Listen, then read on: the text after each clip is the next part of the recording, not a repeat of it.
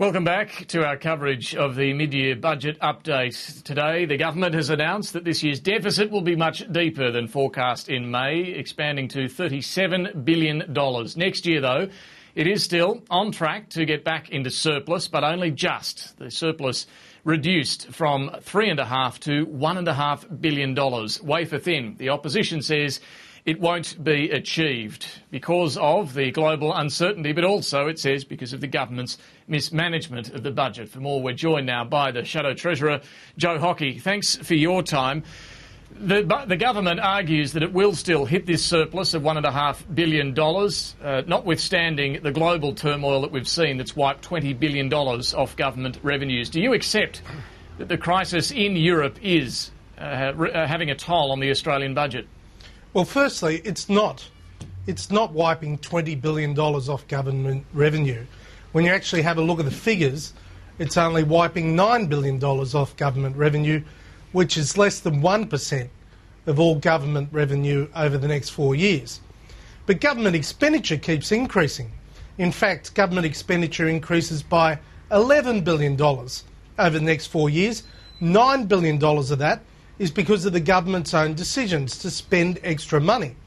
So far from actually delivering a decrease in expenditure, they're increasing government spending.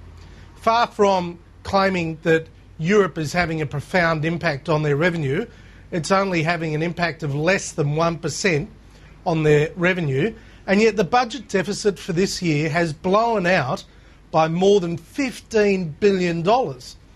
Now, the budget blowout this year is telling, David, because what it shows is you've got to look at what the Labor Party does, not what they say.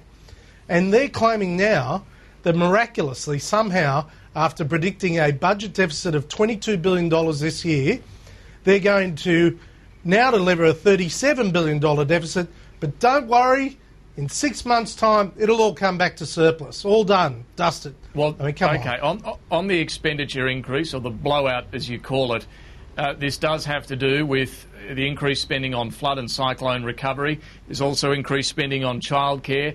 What would you not proceed with? What are you most against when it comes to this increased expenditure? Well, the example is the carbon tax package, mate. That's what we've been saying. The government is spending over $2 billion on its carbon tax package this year before it's received $1 of tax.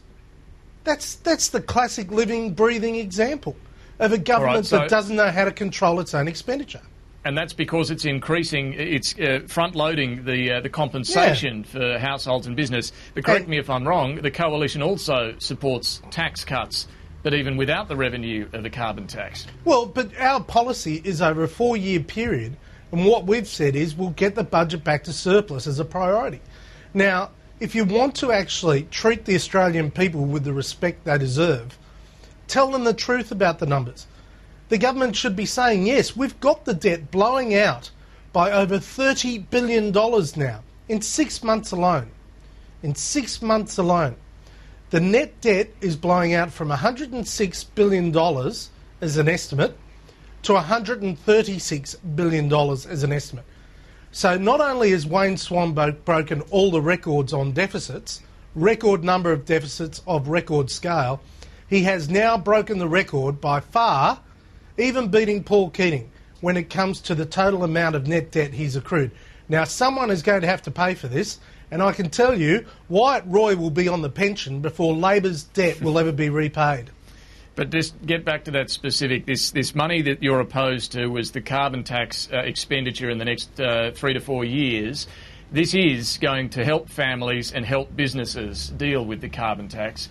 Are you saying there would be no tax cuts any longer under the Coalition? Well, there'll be no carbon tax under the Coalition. But will there still be tax cuts or not? We've indicated we will have tax cuts. We will offer the Australian people a budget that offers no carbon tax, no mining tax, no compensation measures will be necessary because there'll be none of those taxes. And the bottom line is, under the Coalition, you'll have a government that collects less tax than the Labor Party and spends less tax than the Labor Party. Okay, but just to be clear, there will be tax cuts and there will be a pension increase under the Coalition? I'm not going into specific details. I'll tell you what we'll do. we will get the budget to surplus. This mob will never deliver a surplus, David. So long as your feet touch the ground, Labor will not deliver a budget surplus. They're incapable of it because they can't stop spending money. They're increasing expenditure. This is meant to be the point is the one area that you've criticised there of the increased expenditure is an area where you would also increase expenditure through tax cuts and a pension rise. Let's go into it. GP super clinics, that's another example where we said they're spending too much money and they're wasting money. I mean, obviously, school halls, they wasted money. $900 cheques to dead people, they wasted money. The Labor Party knows how to waste. They are the best at it. And from our perspective, we are about reducing government expenditure. Our government will be smaller. We'll collect less tax, we'll spend less money. But under us, you'll have smaller government, less intrusive government. Well, just on the specific spending cuts then that have been announced today, an increase in the efficiency dividend for the public service, trimming of the baby bonus and a crackdown on tax breaks for foreign workers based in Australia. Are you going to oppose any of these spending cuts? We've had just over 2 hours to look at them. Some of those are our initiatives, so obviously where we've obviously proposed an initiative, we're not going to we're obviously not going to oppose it. But like the efficiency dividend? Well, as I said, where we have proposed something as a budget cut, we're obviously not going to oppose it. Bear in mind that one of the criticisms that Julia Gillard and Wayne Swan had of us was our efficiency dividend in the public service. Now they were so opposed to it they want to do it themselves. So there is a level of hypocrisy about Labor Party. It shouldn't surprise anyone, really. All right, but on the baby bonus, this was something that the Howard government did introduce. Given you are so critical of the government for running up debt and deficit, are you willing to defend the level of the baby bonus? Well, I say again, we will have a look at the details of everything. You know, the one thing I've learned about Labor, you can't trust them with the detail. So we'll have a look at the detail, David. We'll give you our response. Bear in mind, at the last budget, they said we were going to oppose everything. In fact, we did not oppose everything. In fact, we allowed allowed most of their budget savings to go through. So before the whole mantra starts from Labor about the savings measures, bear this in mind. Labor's actually spending more over the next 4 years than they projected in the budget 6 months ago. So they're a bigger spending government now than they were 6 months ago.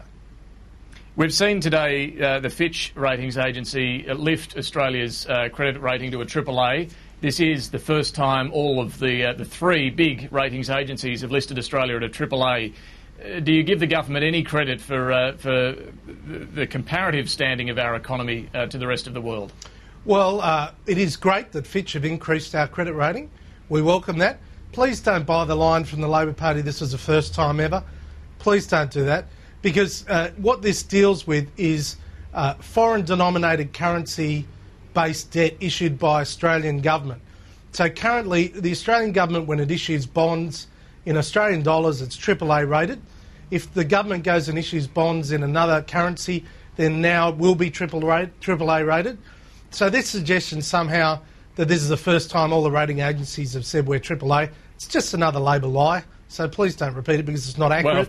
Well, I've spoken to Fitch in Hong Kong about it, and again, you know, it is being wielded around by the government as something much bigger than what it is. But is it accurate on the foreign bonds, foreign currency rated bonds? Yeah, and we welcome it. We welcome it as being based on foreign currency denominated bonds. Yeah, absolutely. But that's not happened before. No, what Fitch told me is it's a comparative analysis. So bear this in mind.